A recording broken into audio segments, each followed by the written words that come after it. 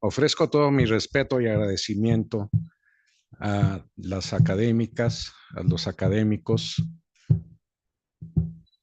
a los asistentes, familiares, compañeros de trabajo, amigos, alumnos y profesores de la Universidad Autónoma del Estado de México. Gracias por estar aquí. Bueno, empezar a hablar de esto me va a costar un poco de trabajo hacerlo en 20 minutos porque hablar de poco más de 40 años de estar viendo ligamentos cruzados, 27 de estar haciendo artroscopías, nada más 3 que llevamos haciendo Evolig y otros 3 años con la placa de fuerza para poder hacer una medición cuantitativa, no cualitativa, de lo que es la claudicación y el dolor en un paciente, en un perro. Bien, lo primero que tengo que hacer es hablar de 4 cosas y tratar de centrarnos y hacerlo esto algo que pueda entender la gente, porque lo que estamos haciendo nosotros es el bienestar humano a través de su mascota. Entonces, si yo veo y sé que el 2.1% de la población canina en el mundo se va a romper el ligamento craneal cruzado, cuando esta es una enfermedad no traumática como en el humano, sino un proceso degenerativo que va a terminar en una osteoartritis, entonces tengo que saber, y los estudiantes y el médico veterinario que quiere hacer perros debe de saber cuál es el ligamento cruzado, cómo se diagnostica y cómo debe de tratarse, porque los vemos todos los días. El ligamento cruzado, craneal cruzado, es una lesión que frecuentemente va a provocar inestabilidad y dolor articular, incidencia mayor en las razas grandes, hembras esterilizadas y puede generar artrosis progresiva si no se trata. Estudios aquí en México ya los tenemos en cuanto a este ligamento. Estamos hablando de que afecta más a las hembras que a los machos, de 20 a 30 kilos. ¿Cómo es que evolucionó esto? Y si desde 1917, cuando Groves habla de la ruptura del ligamento, no hablaba de su tratamiento, y de ahí hasta Slocum en 1993, que es el que habla de la nivelación del plato tibial. Se empiezan a hablar mucho de técnicas extracapsulares y actualmente del uso de biomateriales, como es el polietileno de ultra elevado peso molecular. Y podemos ver en todo este transcurso, tuvimos suerte aquí en México, en la Universidad, tener a Saki Patsama, que en 1952 fue el primero que habla del tratamiento del ligamento craneal cruzado. En 1989 lo tuvimos no en este auditorio, pero en el de las universidades de América Latina. Y hay gente que sigue estudiando y sigue haciendo cosas sobre el ligamento, como Steve Arnowski, y hasta finalmente 2007, donde se desarrolla TTA con Slobodan Tepig, que es una de las 2 técnicas más empleadas. Podemos hablar en este transcurso de poco más de 300 técnicas para reparar un ligamento cruzado. Y de esas 300 técnicas, la más popular, por decirlo así, es la nivelación del plato tibial, donde la propone Barclay Slocum. En 1996 está esa publicación, y de ahí en adelante se sigue trabajando, y cerca de 100 técnicas diferentes han surgido en estos últimos años. La utilización del polietileno es un material suficientemente resistente para pensar en utilizarlo como un ligamento craneal cruzado y hacer una sustitución biológica con esta prótesis de ligamento. Bien, entonces, ¿cómo lo vamos a reparar? Tengo que hablar un poco de la artrotomía. Hace rato decíamos, bueno, perdón porque son imágenes muy fuertes en las cuales veo sangre. Si tengo tantos años viendo cirugía, la sangre no me gusta. La sangre no me gusta su olor, su aroma, ni su color, ni la forma en que la vemos así. Y yo creo que por eso trato de hacerlo en mínima invasión. Porque en la mínima invasión, como ustedes ven abajo, vamos a ver mucho mejor el ligamento y sin sangre. Entonces nos puede ir mejor tener una buena visualización. Con ambas técnicas vamos a permitir la reparación o la sustitución de ese ligamento por medio de Ebolig. Entonces, el pensar en una artroscopía y viendo ya en estos tiempos, esta es una imagen, es un cirujano que no existe, esto es inteligencia artificial, solamente el video que están viendo, ese sí es de a de veras, y ahí estamos viendo la ruptura de ese ligamento. Entonces, ¿cómo lo vamos a reparar? ¿Cirugía abierta o cirugía artroscópica? Tienen muchos pros y contras y entonces tenemos que situarnos en la parte económica mundial de lo que es la ruptura del ligamento cruzado. El Wall Street Journal habla mucho, en 2003 empieza a hablar de esto y se producen alrededor de 1.3 billones de dólares. 1.300 millones de dólares en producción económica, en derrama económica alrededor del ligamento craneal cruzado. La Sociedad de Veterinarios de Estados Unidos en 2005 hablan de un gasto estimado en el 2003 y pueden ver ahí las diferentes cantidades que se producen, tanto en cirugía como en el tratamiento médico. La parte de antiartríticos ha desarrollado muchísimo en estos últimos años. La fisioterapia que se tiene que llevar a cabo y se habla de ese 1.3 billones de dólares. Por curiosidad me pongo a revisar expedientes de 1986 a 2024, produjimos $1 millón. ¿Ven la diferencia? Faltan 1.300 veces más para producir lo que se ha producido en Estados Unidos en el 2003. Quiere decir que es un mercado que está iniciando y es algo que la gente empieza a ver.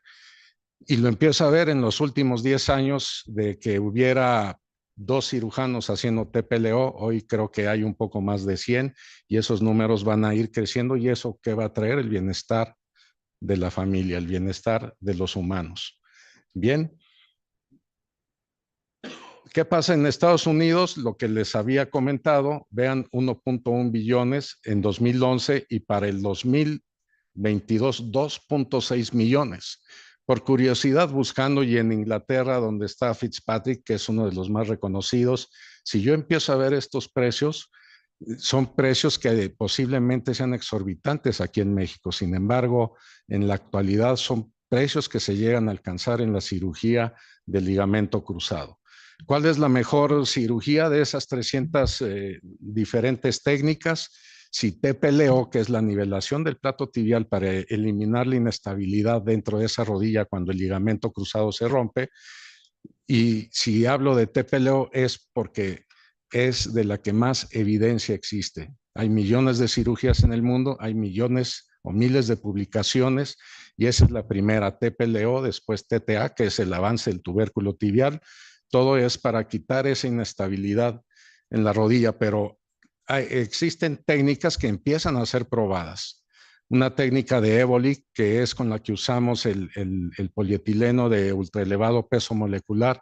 En los 10 años que tiene de existencia esa técnica, tenemos 3 años con ella y hemos llegado ya a tener documentos de casi ya los 100 casos y junto con España, que empieza con esta técnica, con Chema Carrillo, vamos a tener después de ahí aquí en México datos y son de los primeros datos que podemos encontrar aquí. Si nos ponemos a revisar esto, el ligamento cruzado en México, buscando un poco me encuentro esta tesis y habla de 6 TTAs. 6 TTAs en un año es lo que hay que hacer en una semana.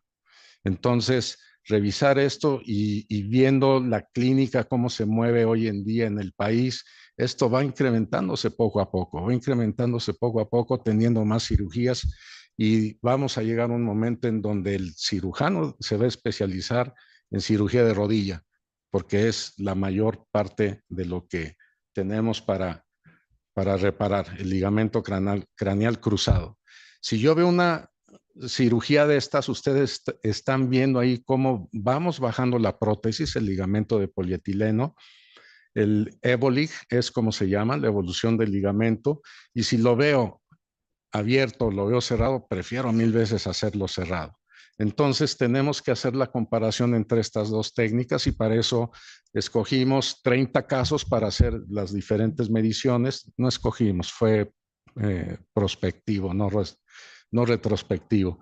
Y de aquí encontramos la rodilla izquierda, que es la derecha, más en la hembra que en el macho, entre 20 y 25 kilogramos. En estos 30 kilos, en el 17, el estudio que hicimos, no hay muchas diferencias aquí en México. Existen daños colaterales que nos pueden llevar a la osteoartritis y esto quiere decir que tengo que saber yo si mi paciente tiene un daño meniscal. Cada vez encontramos más daños, no porque aparezcan más, sino porque los conocemos mejor y por artroscopía es más fácil entrar y reparar un menisco en un perro. ¿Algún otro daño articular? Si me preguntan cuál es la artritis número 1, vean, encontramos a la espondilitis o a la espondilosis después de la ruptura del ligamento craneal cruzado. Entonces, son datos importantes que nos pueden llevar a cierto sesgo en nuestra investigación.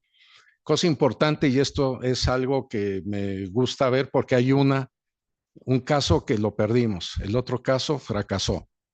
Entonces, si hablamos de porcentaje de éxito, un 93%, 94% es aceptable. Yo creo que debe ser aceptable cuando tenemos el 97% de éxito y hasta ahorita en estos pacientes estamos dentro de rangos que nos pueden decir que el Ébolic es una cirugía que va a aceptarse y poco a poco vamos a ir teniendo más casos y vamos a tener mayor evidencia y yo creo que va a ser la cirugía número 1 en unos 20 años más. El primer estudio, análisis objetivo, cuantitativo, debe de ser en una plataforma de fuerza. ¿Y por qué TechScan? Esta es la primera veterinaria, plataforma usada en veterinaria. Lo tiene el Instituto Nacional de Rehabilitación y nosotros. En Brasil hace 10 años se hicieron de ella. Yo tardé 10 años hasta que finalmente convencí a alguien que nos ayudara a poder tener esta plataforma y nos va a permitir tener ese análisis objetivo. Vamos a trabajar varias cosas: posición, velocidad, presión en un paciente. Entonces, lo que tengo que pensar en hacer en ellos es, necesito la plataforma fija, hay muchas que son en bandas para caminar y son plataformas que no nos van a ayudar mucho debido a que nuestro paciente vean dónde va la cabeza y vean, de aquí lo llevan jalando, entonces es difícil que el paciente se acostumbre a esto, se acostumbra mejor a esto y el paciente debe de pasar por ahí a razón de 1 metro por segundo. 1 a 2 metros por segundo es lo que debemos de hacer para obtener todas las mediciones que requerimos. Entonces, en una plataforma así, vamos a medir el ciclo del paso, donde pisa la pata 1 y donde regresa la pata 1. Y esta distancia es importante para poder saber qué es lo que está pasando con este paciente. Estamos grabando, se hacen grabaciones del paciente de frente, de lado, y algo que también vamos a medir es la presión con la que apoya en kilopascales y vamos a medir la fuerza para el despegue de esa extremidad, kilogramos fuerza. Bien, entonces con todos estos datos vamos a tener cuestiones importantes. ¿Cuál es la pata que apoya más? ¿Cuál es la que apoya menos? Y con eso vamos a ver en kilopascales la presión de cada una pata. Si esa pata me duele, voy a apoyar menos. Si me duele, la fuerza de despegue va a ser menor, va a haber mayor velocidad y menor distancia en el movimiento de esa pata. Y todo esto lo podemos ver cuantitativamente y poderlo dar con datos, con gráficas y viendo en una gráfica como esta, pues aquí estoy viendo de que algo pasa con esta patita, con la extremidad, la pélvica derecha en comparación a la pélvica izquierda, no hay simetría en el paso. ¿Cuál es el objetivo de este estudio? ¿Cuál es el objetivo de nuestra cirugía? Buscar la simetría de paso, que la pata derecha se mueva igual que la pata izquierda, cosa que en perros no he encontrado uno que llegue a tener simetría de paso. Así es como vamos a tener un primer análisis de las presiones que existen en los diferentes cojinetes, en los dedos y en el cojinete plantar y palmar. Y así puedo empezar a ver que según esta tabla, pues esta, la posterior izquierda la apoya menos o que esta apoya más que esta y tener esa medición en kilopascales. Entonces, si yo empiezo a un paciente a subirlo frecuentemente en la placa de fuerza, voy a saber en qué momento, si tengo roto este ligamento, voy a saber en qué momento mi paciente está caminando sin dolor.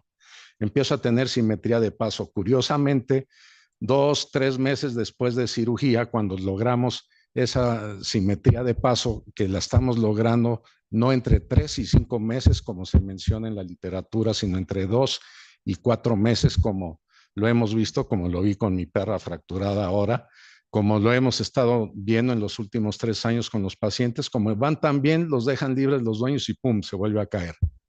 Vuelve a doler por movimientos que no debe de tener hasta que logramos nuevamente la simetría de paso. Entonces, es algo interesante y algo ver cómo, por ejemplo, Coco a los 136 días después de una cirugía de sustitución con Evolig, el perro logra esa simetría de paso.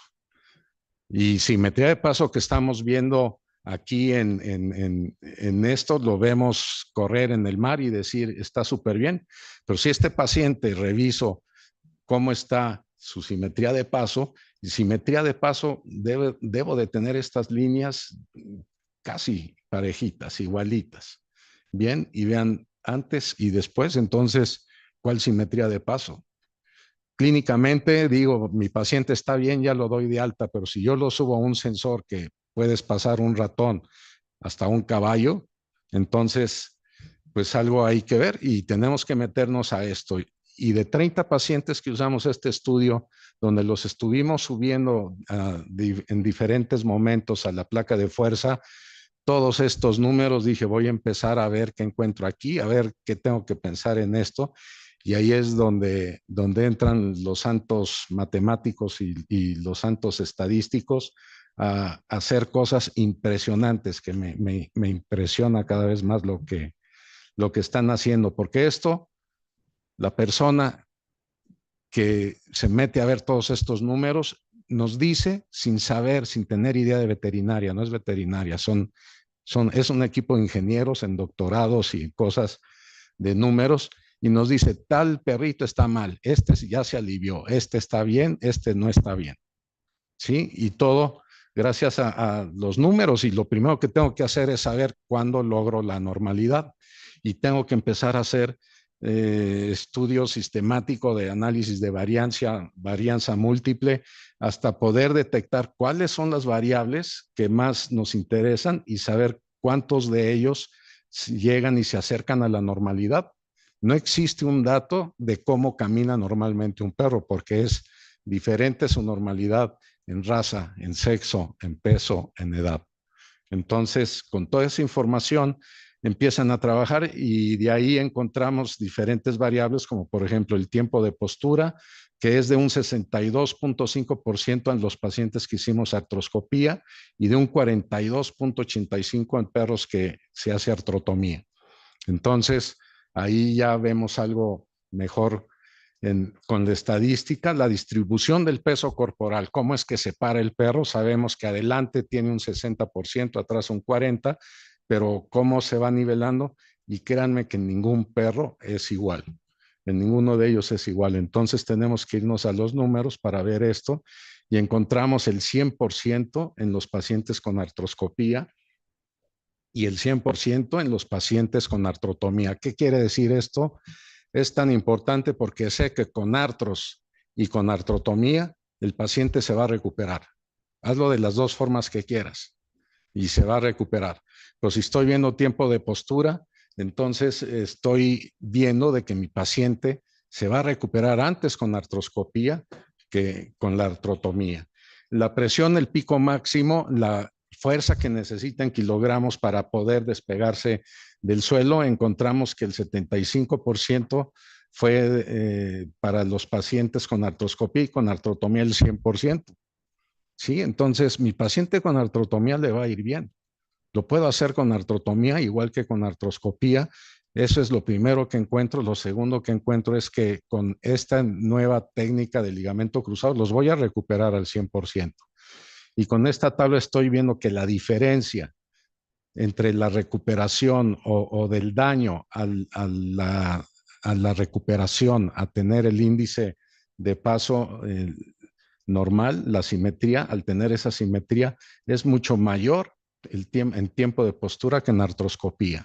¿Qué estoy viendo aquí? Se recupera mucho mejor con artroscopía.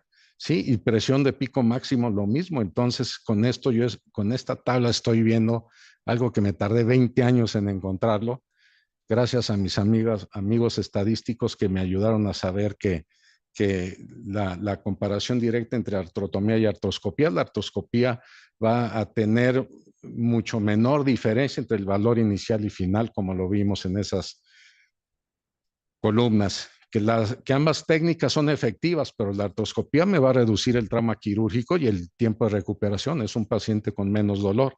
Y que TEC-SCAN detectó recuperación funcional más precoz con la artroscopía. Bien, entonces, díganme si son imágenes fuertes. No, no me gusta abrir una rodilla.